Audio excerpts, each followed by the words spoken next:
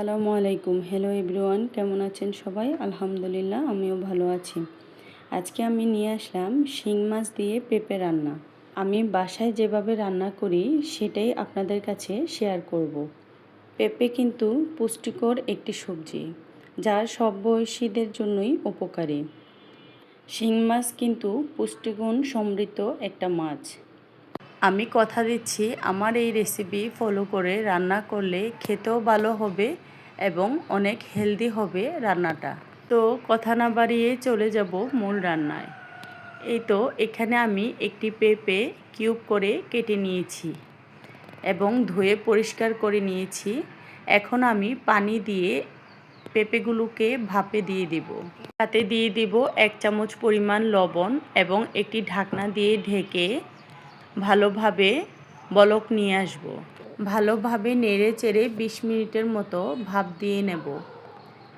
এখন চুলায় একটি হাঁড়ি বসিয়ে নিয়ে নেব শিং মাছ। এখানে আমি শিং মাছ কেটে ধুয়ে পরিষ্কার করে নিয়েছি।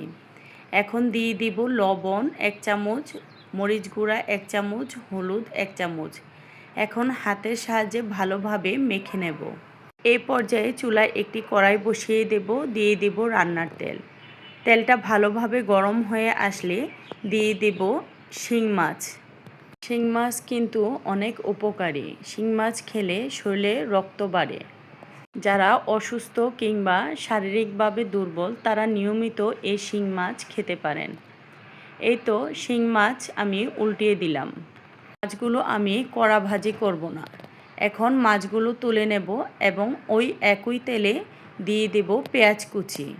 এখন দিয়ে দিব কাঁচামরিচ। 1-1.5 মিনিটের মতো পেঁয়াজ কাঁচামরিচ ভেজে নিয়ে দিয়ে দেব রসুন বাটা, পেঁয়াজ বাটা।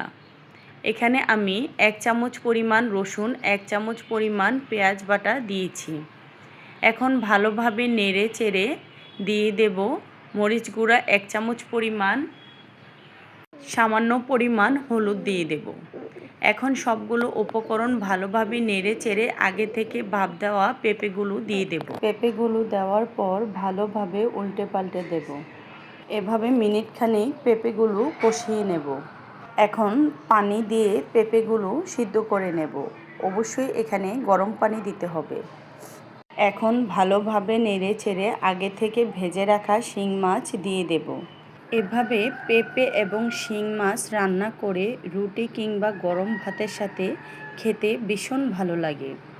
এখন ঢাকনা দিয়ে ঢেকে আমি 30 মিনিটের মতো রান্না করব।